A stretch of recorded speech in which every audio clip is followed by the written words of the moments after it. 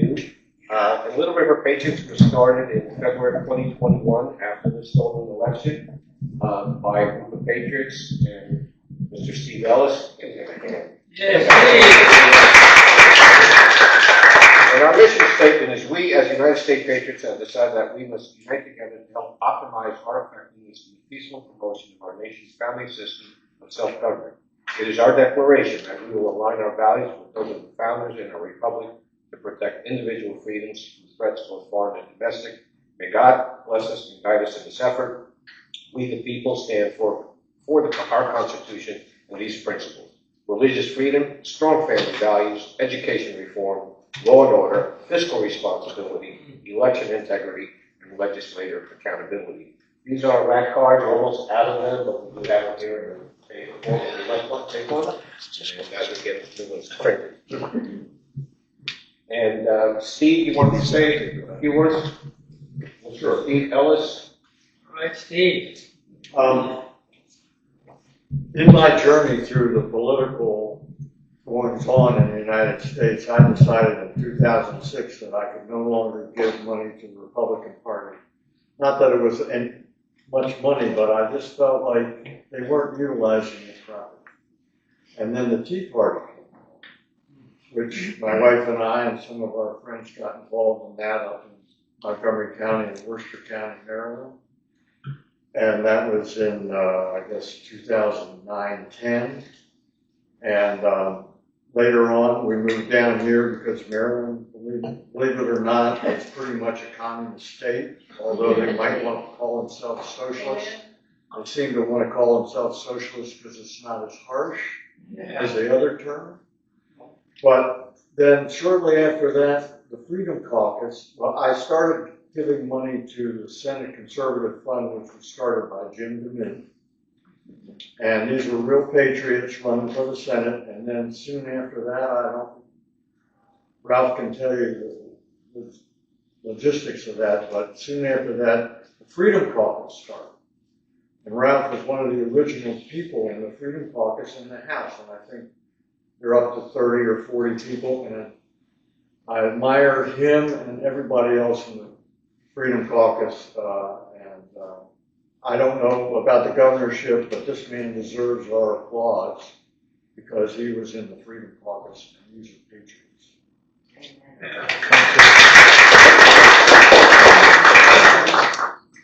I will add that. So, just a couple of housekeeping. Please turn off your cell phones, because if your cell phone rings, you have to donate to the 50/50.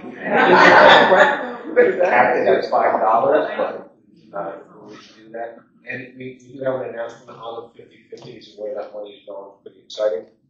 We'll let Rudy handle that later. I always like to go through a kind of a Dave's diatribe, and I call this one "A Republic Worth Defending." Today I want to talk about something bigger than any candidate, any campaign, or any election. I want to talk about the Constitution, the foundation that makes America the greatest nation on earth. Our founders didn't give us a democracy, they gave us a constitutional republic, a system built on limited government, individual liberty, and the belief that our rights come from God, not from politicians. And that is worth saying again. Our rights come from God, and government's job is to simply protect them. But let's be honest, the protection only works when we have leaders who actually follow the Constitution, not manipulate it. Leaders who vote their principles, not their political convenience. Too many today treat the Constitution like a suggestion instead of the supreme law of the land. Yet here in South Carolina, we still have men and women who stand firm, who vote the way the founders intended. Limited government, fiscal responsibility, secure borders, and strong national defense. Protection of life, liberty, and property, and fidelity to the Constitution above party pressure. Leaders like that remind us that America is still great, not because of politicians, but because of timeless principles that don't bend with the wind. America is great because we believe in personal responsibility, we honor faith and family, because we still stand for law and order, free enterprise, and the freedom to speak our mind without apology. And when someone consistently votes that way, when they hold constitutional values, even when it's not easy. Well, that's the kind of leadership that gives us gives us hope for South Carolina's future. So this morning, as you listen, I encourage you to think about the kinds of leaders we need for the road ahead. Leaders anchored in the Constitution, grounded in conviction, and unafraid to fight for the America we know and love. God bless South America. South America. God bless South Carolina. God bless South Carolina. God bless America, and God bless every patriot who believes that the Constitution is worth defending. Before I introduce Ralph, one of the things you need to look at is how our leaders are voting. And there's a scorecard here that is put out by the freedomindex.org, which when you look at it and you see that Ralph, I believe, is probably the only politician that is voting constitutionally. Right? He has an extremely high score. Take a look at that, take a picture of it. I've got enough copies. But I want to bring up Ralph, and before I do that, just want to, and Ralph and his beautiful wife Elaine are here today. We thank them for coming up from, what are you telling me? What do you, Pick up the mic. oh, the microphone? You need the microphone. Back of the room can't hear you. Okay, I'm sorry. It wasn't. Can you hear me? Yeah, that's good. All right, so I want to introduce Ralph, obviously. Ralph Norman is a businessman who spent over 3 decades in his family business, building it into one of the most successful real estate companies in the Southeast. Ralph also is a husband, father, and grandfather. He's been married to his wife, Elaine, for 50 years. 50 years? Yeah. We've been married. I just turned 40. My wife and I just celebrated 50 years also. Yeah. 25 years of happiness. 25 years. Like it's every other year. Anyway, Ralph was born and raised in South Carolina, attended Presbyterian College after high school. He served in the South Carolina House as well as the U.S. Congress, where he built a reputation as a leader in the conservative House Freedom Caucus as one of the most conservative members of Congress. During that time in Congress, Ralph has been the ardent supporter of term limits, well, we need that, reducing our spending and reforming our government and return power back to the taxpayer.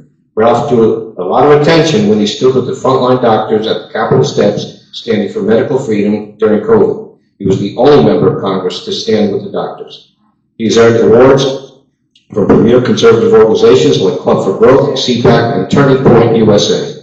Ralph is now running for governor of South Carolina to bring his business experience and proven conservative track record to the governor's mansion. Please welcome Ralph Norman. Another note on President Trump. I think it's providential that he's here.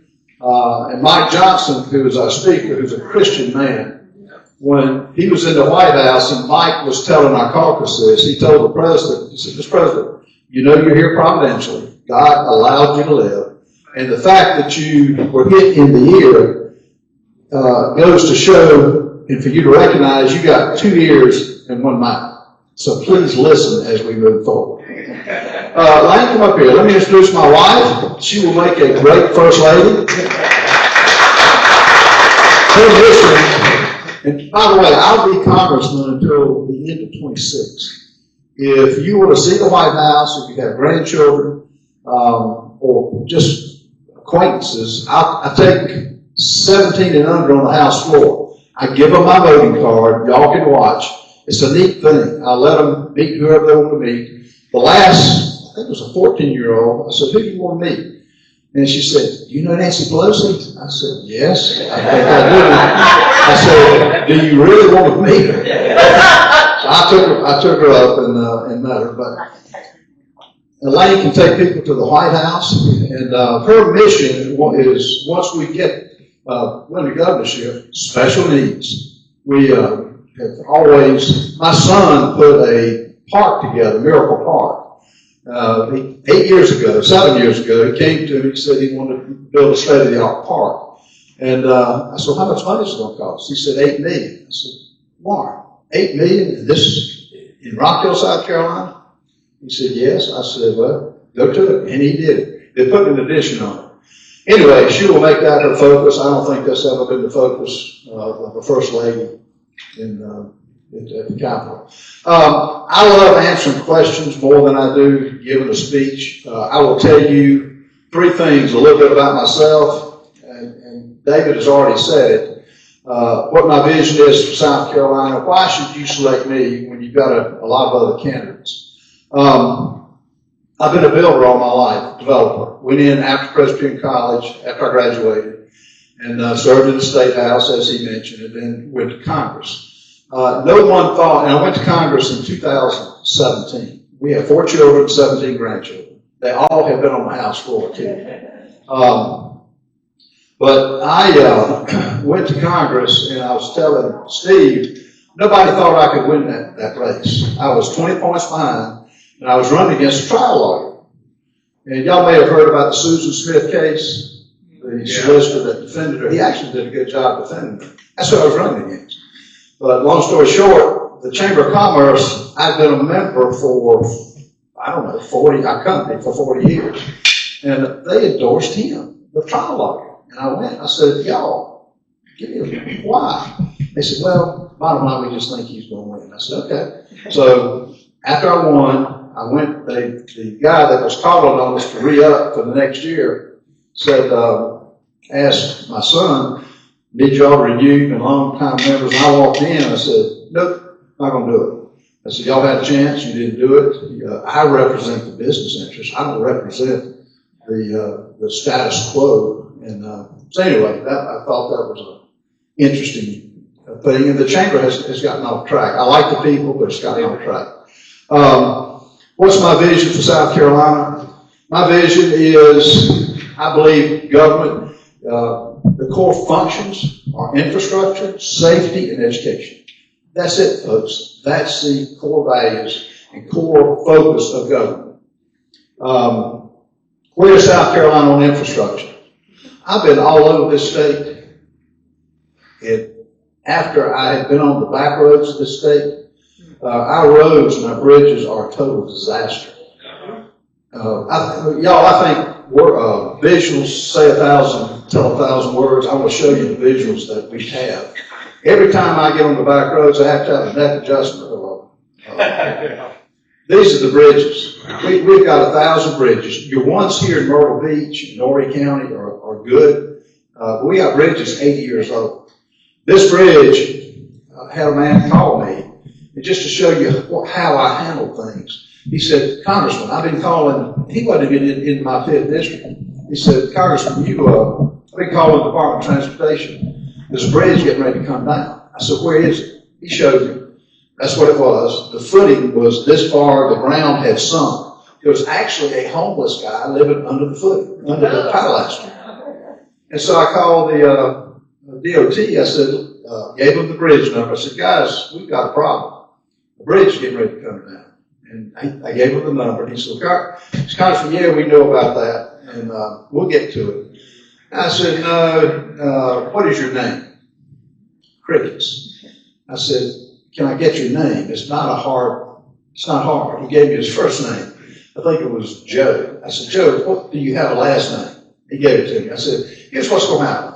I'm going to take a picture. I'm going to send it to you. And when he comes down, I'm bringing you and I'm certifying the letter. I'm recording, I'm dating our conversation. And when he comes down, I'm going to bring you and the DOT into a lawsuit. 3 days later, the bridge was fixed. Yeah. That's how you deal with problems. That's how people that have been in the business arena. We're going to fix our roads and bridges. We're going to prioritize it. Secondly, I don't know there's a business in this country, even South America, that doesn't have to worry about frivolous lawsuits. Frivolous lawsuits are killing this country. Think about it. Every time you go out to eat, whatever you're paying for the meal, there's joint and several where if you and I drink at a certain bar, have too much to drink, go to another one, go to 2 or 3 more, they're all brought in. Folks, that's why our insurance premiums are so high. That's why we're going to change that. We're going to have a loser pays, and thank you. I got our coin back. We're going to put a loser pay up, and the way we select judges, show them that picture. I'll show you a picture, it's hard to look at, but our judges, they're only one of two states. South Carolina's one of two states that let trial lawyers pick our judges. That's who they appear before. This was a little Ukraine girl right before she died. The guy had had 40 arrests, or 40 violations, and had been arrested. He should have been serving time in prison. And I mean, how long are we going to put up with this? That could be your daughter, your wife, your niece. And the same thing happened in South Carolina with the little girl in Columbia. The father was at a hearing that I was attended, and he was in tears, but he was forceful too. We got to change the way we select judges. Florida has got the best way where the governor picks the judges. And the big thing is you have a recall where if the judges switch and start being liberal, we the people can put them out. That's how we're going to change the system. Education, the dollar follows the child. Just because you were born into a particular zip code doesn't mean that you're doomed for life. I like home schools, I like charter schools, I like public schools. But how long are we going to be 40th or 41st in education? I mean, how long are we going to put up with that? That's a core function of government. Yes, ma'am. We are 38 out of 50, and we are 38 because we're 38 in average IQ. We have more 60 IQ children in South Carolina than New Hampshire. New Hampshire has an average IQ of 105. And they are stressing our children out with hard curriculum and long hours and no recess, and stressing them because they have average IQs lower. They cannot score with New Hampshire. God made all those people up there smarter. And our people, we have smart people, but we have less smart people. So when our scores are 38 out of 50 and our reading scores are 38 out of 50, that is an A+. I am tired of South Carolina being down on their education. Here's what we are not. Do y'all hear that? We need curricula that is not on the frustration level. The standards are okay. The curriculum needs to be that the teacher tailor that curriculum to the child. Our children are abused. I'm trying to get the number of pillboxes in the schools. Stephen Goldfinch has promised me to get me the number of pillboxes in the schools and medical issues in our schools. Let me say this. I'm going to put you on the board when I get elected. Yay! We need merit-based pay for teachers. I went into if y'all haven't been into the Meeting Street school that Ben Navarro has funded, you ought to go into that. It's mostly minorities. The test scores of these children are unbelievable. We're going to take, and I'm going to one in Spartanburg too. The same guy put it up. I'm going to take the test scores and take the blueprint for how they are doing it. And I'm going to publish that. We're going to improve our education system. Our other big thing is law enforcement. That's the core function of government with safety. We don't pay our law enforcement enough. But I firmly believe you take the handcuffs off the police officers, which we have now, and put them back on the criminals. We get our judges right, get our law enforcement empowered, you will be safe. Did y'all read about the shooting in Beaufort at Willie's Bar and Grill? I called that guy. Do you know the two that shot and killed 4 people is walking the streets today? He's walking the streets. Folks, there's no excuse for that. We will focus on these priorities. Now, how am I going, and I can name a lot of other things, folks, redistricting the 6th district and road integrity, we're going to do all that. But these are the core functions. How am I going to do it? I'm going to, you call it a DOGE commission, I will call it a forensic accounting. Just like you do in your business, I do in mine, I'm going to have every line item of where we spend our money. And folks, I thought Washington was corrupt. Columbia is just as corrupt. How do you run? You got 88 Republicans and 36 Democrats. How in the world do you have a supermajority of so-called conservatives and run? Last 10 years, we've increased our budget 100%. I mean, how do we have that? How do we find $1.5 billion at the end of last year when you have a group of politicians spending? How does that happen?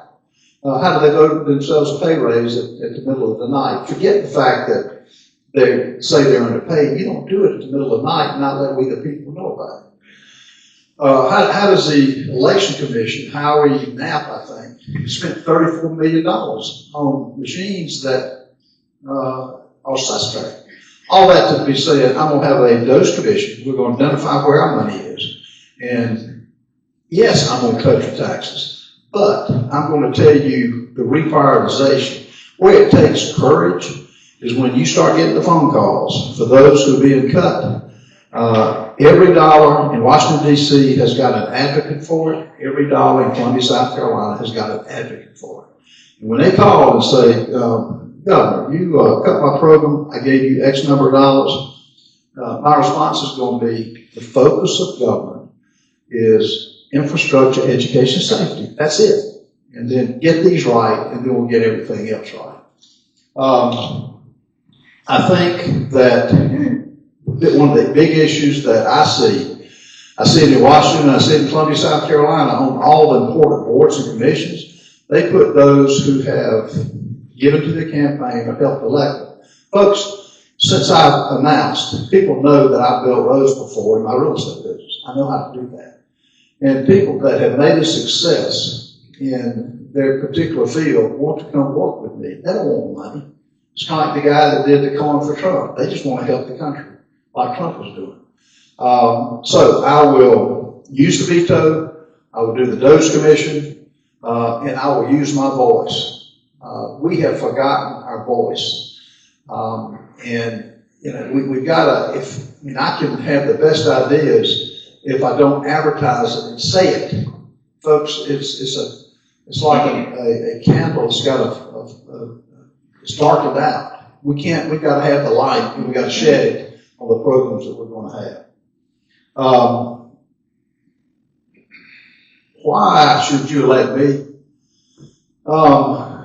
One, as I mentioned to you, I can tell you everything in the world that I'm going to do. All you got to do is look at this. Look at this, my voting record. It's not what I say. I don't expect you to believe anything I say. It's what I do. Where I'm different, the others are telling you what they're going to do.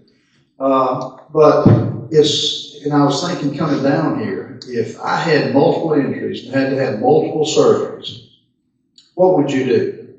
You would ask the best surgeon for your particular injury that has done the surgery, not that's going to tell you what they're going to do. Folks, the others in this race, look at the record.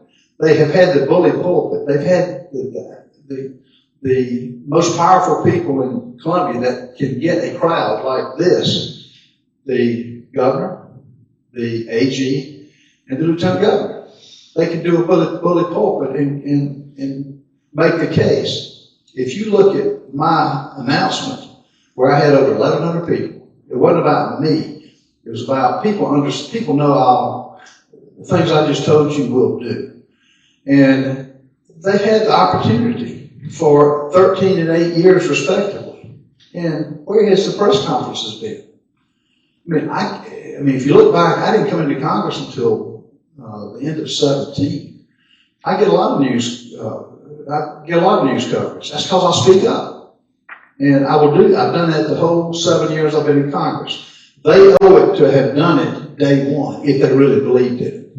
And politicians are famous for saying at the right time, we're going to do this, we're going to do that. Would you pick a surgeon that just tells you they're going to do it and just has never done the surgery? Would you get on an airplane with a pilot who tells you they know how to fly, but they've never flown? They've flown a kite, but they haven't flown a plane.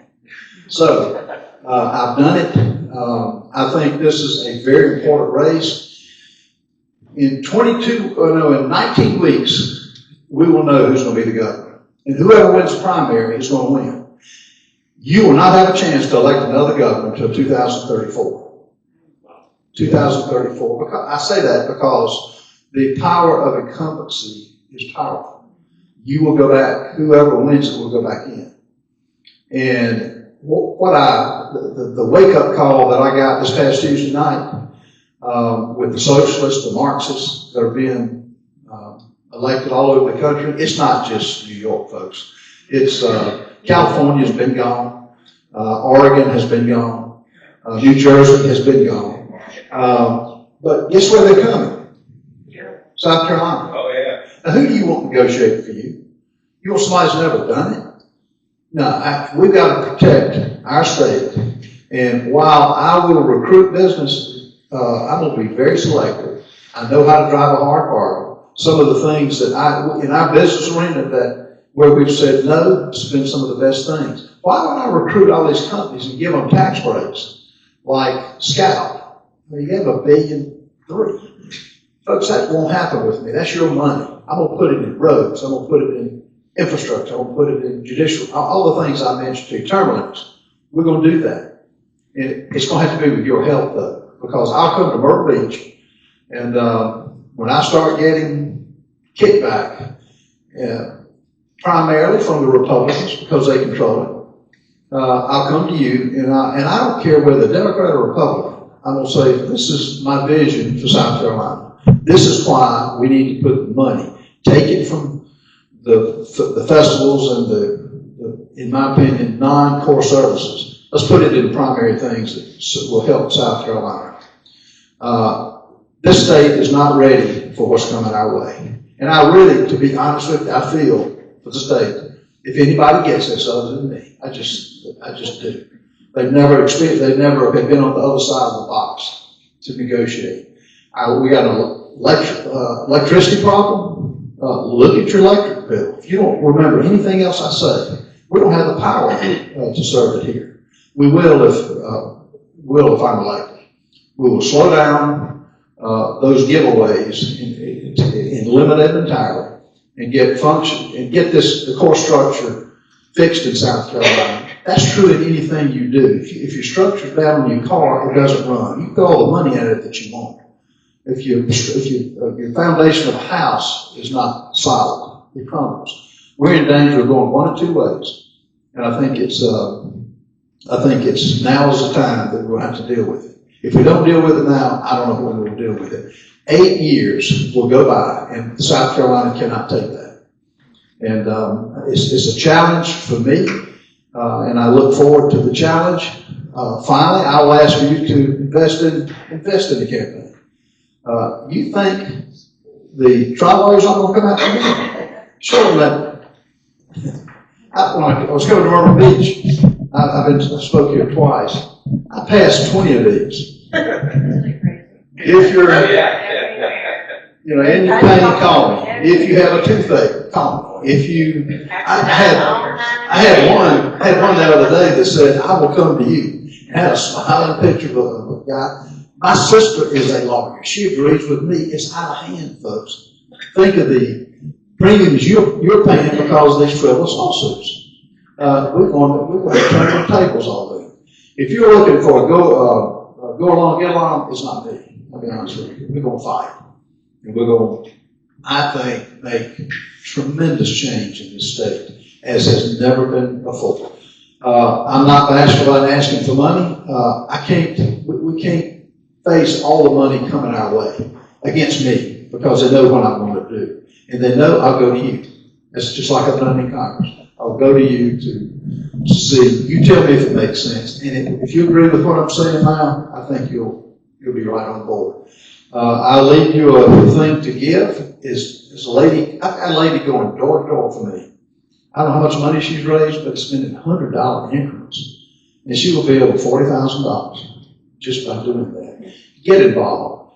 Fight. And as Steve was saying, if we don't fight now, we're going to lose it. South Carolina can be a beacon of light. I will recruit good people to run. I will spend time, all the Freedom Caucus will endorse me. I helped found the one here. Chip Roy is on board, came on with me this week. Jim DeMint has been with me. Mark Meadows has been with me. They could have endorsed anybody else, but they didn't, because they know I'll get the job done for you. So we'll open it up for questions now. Yes, ma'am. Hi, thank you for being being a champion of medical freedom. I hope you know that South Carolina did not get it right during COVID.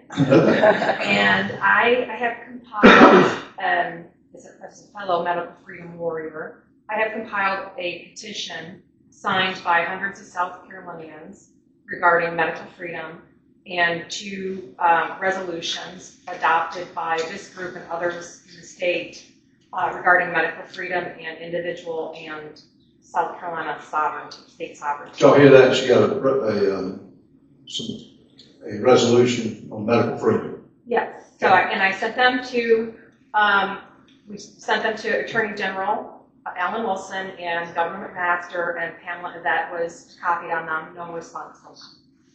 I also wrote 2 bills. The first one is the Medical Freedom Act, and the other one is Restoring Constitutionality Act. I've included them all here. And my question for you is, how will you, as governor, advance or restore medical freedom in the state? Would you be willing to initiate repeal bills of unconstitutional law and sign them into law?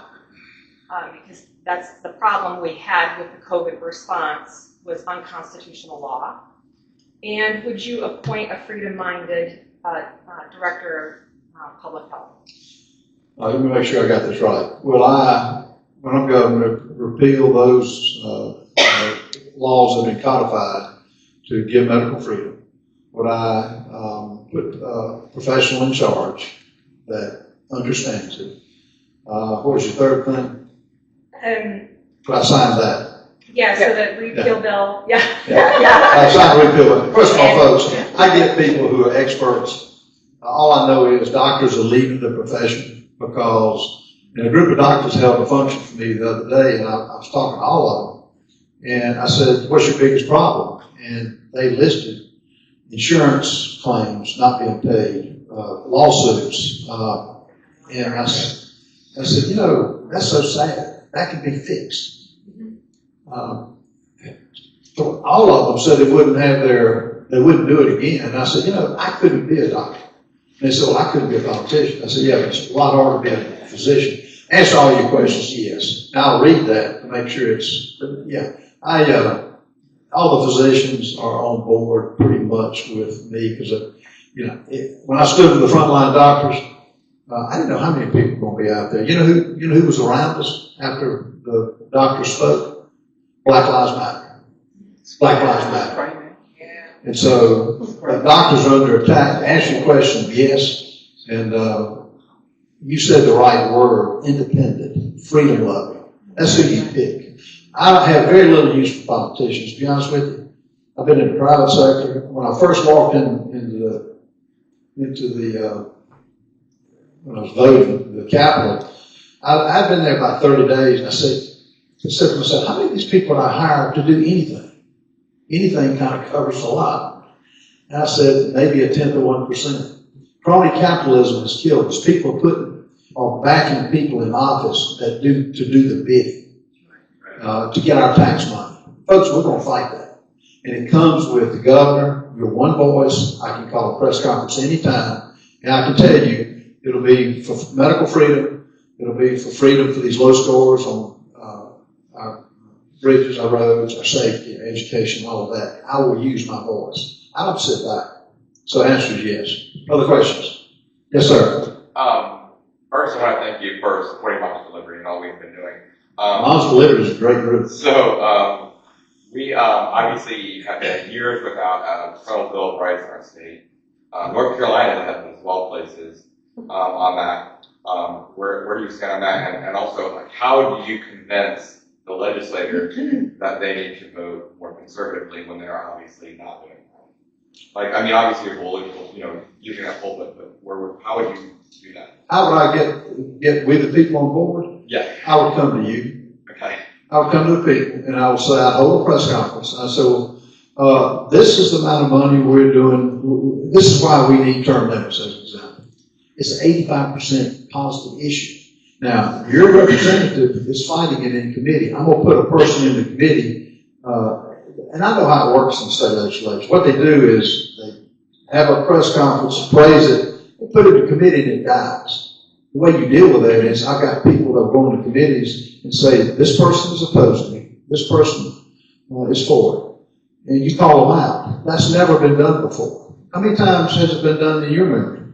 It hasn't, because you make enemies. Folks, I'm not there to make friends. I mean, we're going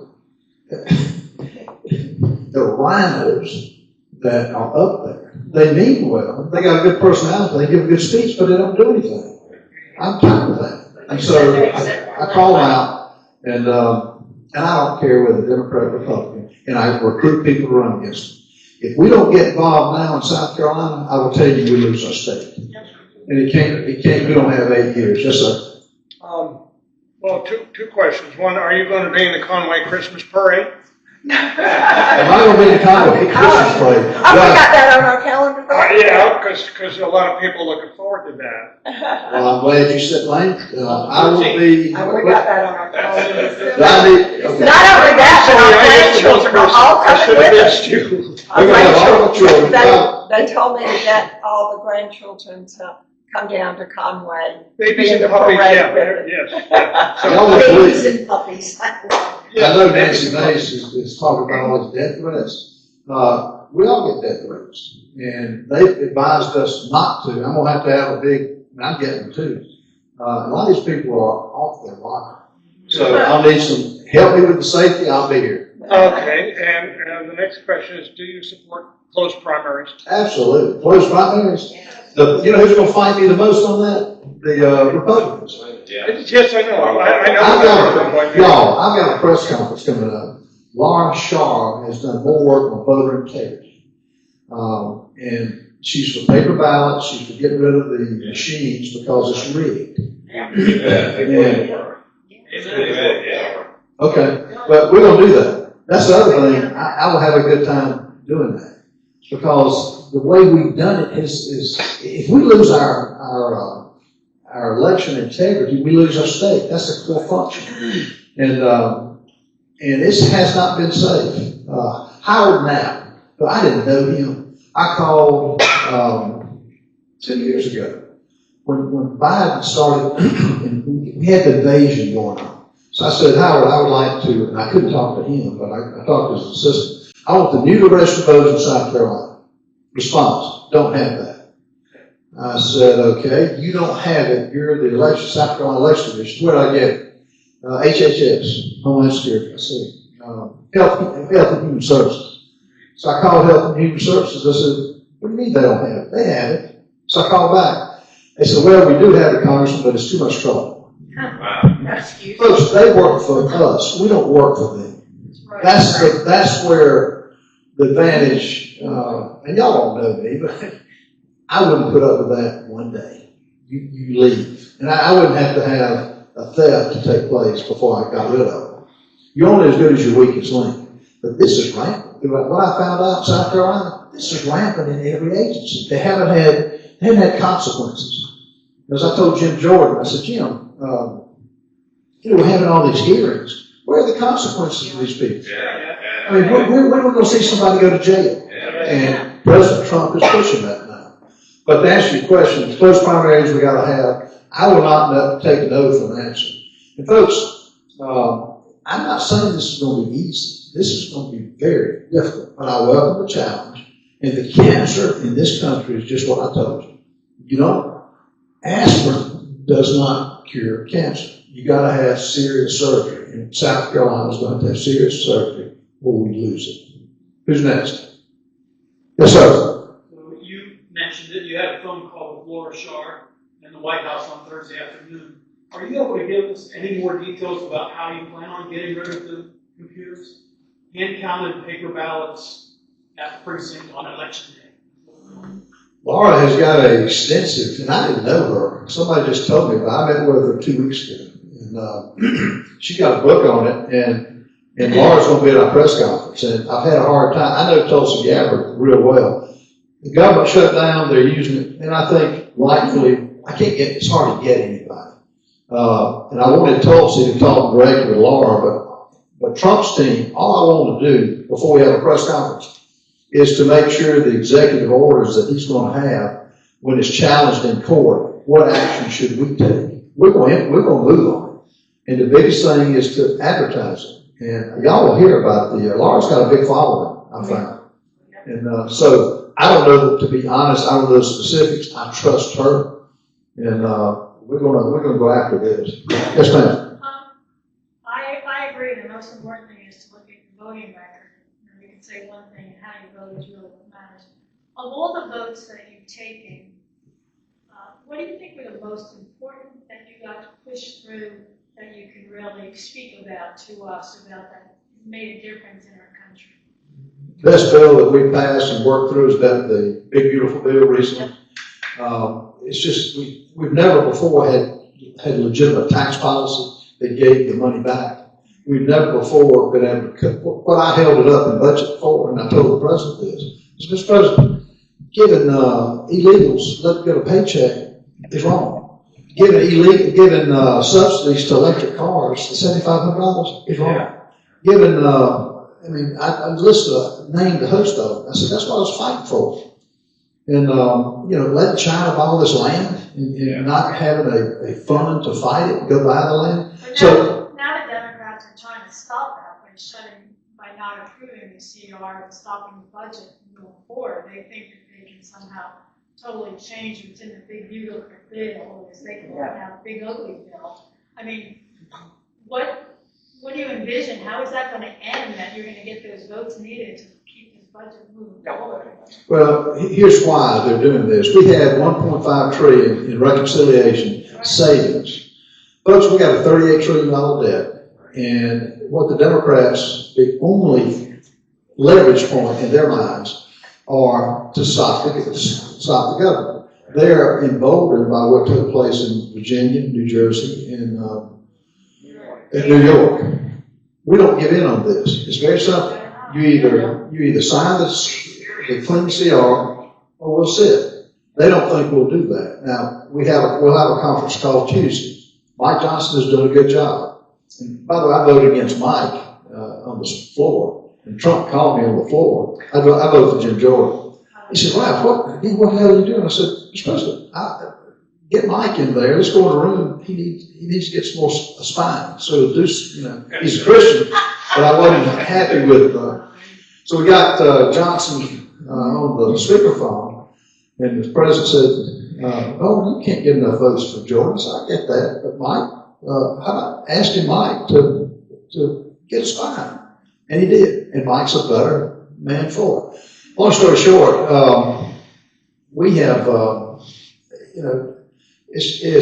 we can't give in now. It's going to be a preview of company. If we give in and give them the $1.5 trillion, which, by the way, the interest alone on our debt is bigger than the $1 billion military budget. How does that work? It's like the head of Heritage. He said, what's going to happen? And it's sooner rather than later, when they stop buying our bonds, we're going to come to a debt stop. And that's the problem. And we're not giving in. I will not, and I've made it clear, there are a group of us, freedom caucus. Now, let's say if the Republicans cave, we're going to stop it. We just aren't. And Senator Kennedy recently laid it all out, exactly what they all requested. Oh, yeah. And it's pretty amazing. I mean, they just want to give everything on leave. They're socialists, and Jim Clyburn, if you want to have a reason for me, and I called for redistricting months ago before any of this came forward. He is supporting Mandami, and he said that they said, well, he's a socialist. He wants government-run health, government-run grocery stores, gas stations, and Clyburn said, well, slogans don't matter. And I thought to myself, slogans? This is not a slogan. Those poor people have 4 years to put up with this. And just like Biden train wrecked this country, in South Carolina, we're going to have 8 years if we're not careful. So, yes, sir. Yes, sir. Honorable Mika, you just hit on it. We have more red states. Like Texas redistrict because of all the people going out of California, Oregon, and Washington. We have more red states. Are we going to fight fire with fire and redistrict red states? Because we need to play their game. We always sit back and Yeah. Well, yeah, I mean, see, these, just like so many of the other, I've taken, when we replaced McCarthy, I mean, this right here, I got scars to show for all these votes. When Trey Gowdy, Mick Mulvaney, Newt Gingrich criticized me daily. She was on the couch crying when I was one of the three that held out. And she knows this. The language, I came home, and I said, why are you doing this? McCarthy's got the votes. I said, lady's a crook. It's top level. And I said that to Kevin. I said, Kevin, you've lost the trust. And his top level of achievement would have been a fraternity president. He's great. He's a glad handler, and he's an effective speaker. But when it comes to willing the right things, it just didn't happen. But yes, I'll definitely do that. Yes, ma'am. Last evening, was part of a conversation with a lady who works at the health department here in Horry County. And she has like maybe 2 years to go, and she's just like, I just want to get out of it, because she sees all of the SNAP, the WIC, all of the programs that we have are going to people who have not contributed into the system, meaning the illegals. Now, there are some illegals, she said, that probably are paying taxes. However, they could be paying under a false Social Security number, not even their own. That's a fact that's happened. I don't know if it's happened here in South Carolina. I know it has happened in Maryland, where I was previously from. My question is, what authority will you have when you come in to look at this situation to where we are giving all of this money out to illegals, and we're not taking care of our own families that are in need, our veterans, our aged people, and special needs? And I'm very attuned to that because I cared for my cousin, and she had special needs, and I was her guardian after her parents were gone. So that's a very subject near to my heart. But what authority do you have that you're going to be able to address that and help the people that are suffering here in this state? Couple of things. One, and I'll give you an example of a lady who had been with Social Security for 20 years. I had an opening. I was paying $42,000 a year. She was making well over 100. She called me. She said, Congressman, I really want to come to work with you. I said, Christy, I can't pay you what you're making. She said, my conscience is bothering me. I said, what? Tell me more. She was, the building had been shut down for so long, the Social Security building, and she was having to handle desperate people in the parking lot. She says, I know you will change that. And she came to work for me. Her husband's a waiter, drives 120 miles daily. Long story short, she told me everything that's wrong with Social Security and how to fix it. I would get people that are in the system that already volunteered that this is how you correct the money that's being spent wrongly. The big thing is on the voter integrity, you got to get the people off the rolls. Know who's here legally. Those who are not legally, we stop them and we highlight it. Those two things, the people that are in the system now, the voter, find out who's here legally and not legally, and you take action on it. And you're going to have some heads to roll to set the example, to let people know that we have expectations and the consequences if you don't do it. That's how we'll fix that. And folks, you got to follow the money. As in anything, you follow the money. If you're not willing to follow the money, that's why we're in the trouble we're in, to be honest with you. Steve. Are you willing to say who you think right now are your strongest rivals for the governorship? Strongest rival right now is Nancy Mace. Yeah, let me tell you this, and everybody says, Norman, you're fourth in the polls, third in the polls. I'm not doing a poll, that's name recognition. I could do a poll in the 5th district, which I got 63% of positive votes, showing me I'm gonna win overwhelmingly. I don't care about a poll, I don't care what it says. And I'm not gonna spend the money to waste it. I hadn't spent any money. I'm not going to until probably February. But now, you know the county that everybody says I'm going to get beat the most? Horry County. Horry County is the most important, to be honest with you, upstate and Horry County. And that's where that's why I will come down here. That's why I got up at 6. We're on the road. This is a very important, y'all vote here. You just had an important election. So, yeah, yes, ma'am. With that having been said, how can we help you? What do you want from us? Will you give us clear direction on how we can get you? And the question was, how can we help? Look, y'all, I can tell y'all are an active group. Everybody has got a sphere of influence. And I tell people who ask me that same question, I said, well, if you were running for governor, who would you want in your sphere of influence in Horry County? Who would you want to get on board? And then let's put some functions together. Let's get a function together. We work. We just do. But I don't know what I don't know here. But I'm dependent on patriots like you. You wouldn't be here if you weren't a patriot. Now, folks, if a lot of people have given up and said, what happened in New York? What happened? We can't win. Yes, we can win. In South Carolina, why give it up to what's coming our way? We fight if we're going to do it. Yes, ma'am. Hi, thank you for being here. I work for Department of Agriculture in DC, so I'm probably like a part-time neighbor with you. My family's been here since for the last 25 years.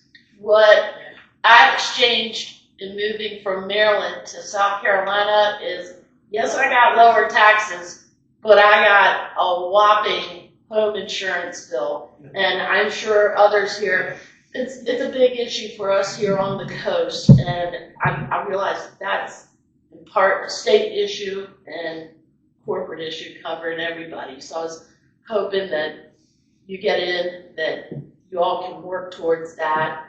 And secondly, hold. Whatever, in terms of while you're still in office, do not give in to them. I have worked through at least, I think I'm on my 5th furlough. And by the way, I'm on call, so that means I'm working, I'm not getting paid. Wow.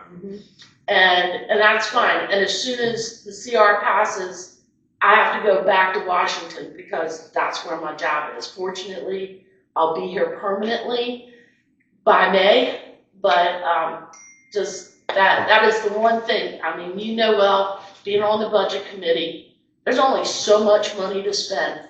We have to live within our means. We expect our elected officials to be prudent with our funds. And so many of them, I think before you offer for public office, you should have made money, lost money.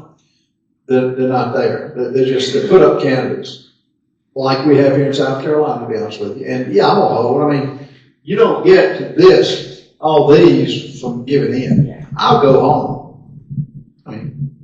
Well, I will say Secretary Collins, in all my years of the different secretaries I've worked for, nobody works harder. She's got a great staff. Hire as many young people as you can from Turning Point or wherever, young conservatives. And for y'all, get around those young people. They energize you. They give you hope that they can change things. And that's really what I see on the flip side, are those that don't have that hope. They hate Turning Point. They, meaning the Democrats and a lot of Republicans, to be honest with you. I got a 96. I got the highest rating of any group. I didn't know that until, when Charlie Kirk died.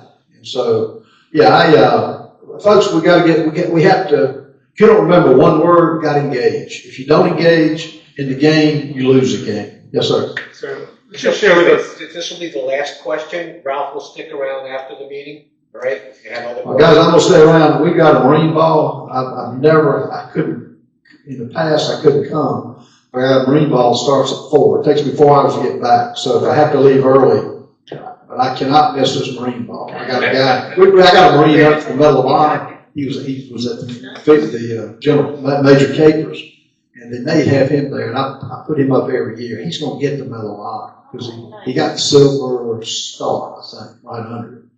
But Marines, if I don't show up for that, I don't want to deal with the Marines. Yes, sir. Just briefly share with us what's top of mind for you when it comes to AI, both from a legislative and ethical perspective. And it's part of a big, beautiful bill. You mentioned Doge. Where's your mind at when it comes to what role does it play in government? What role does? Artificial intelligence. Artificial intelligence. Artificial intelligence. Oh, artificial. Yeah, I mean, I was making fundraising calls. I was calling a guy, and he hesitated, and I said, "Sir," he said, "I thought this was AI." I said, "No." He said, "This is really Ralph Horn." I said, "Yeah, it's Ralph Horn." Yeah, it's huge. It's huge. You got a lot of companies coming here that are using our water, electricity. We drive a hard bargain with any company coming in here. AI is it's technical. There's a lot of people that it can be used in a good way or a bad way. So Will there be regulations here in South Carolina? Will you push I'm sure it will be. We need your voting record because I have 24 groups on my computer. That's not so record, that's his. Yeah, or you get a report. Yeah. He's got the voting. I got the scoreboard here. You're gonna be happy. He has the best record of, he's got the best record of all the members of Congress in South Carolina voting with Trump.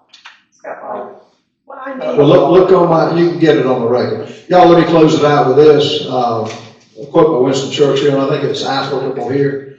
And he said, during the darkest days, there'll be a time when doing your best isn't good enough. You gotta do what's required. Help me do what's required.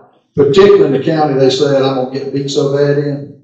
Horry County means a lot. Spread the word, and like this young lady asked me, you do what you would do if you're running for governor in Horry County. And all of your friends across the state, if you believe what I'm saying, spread the word. We make a difference. Y'all be great. God bless you.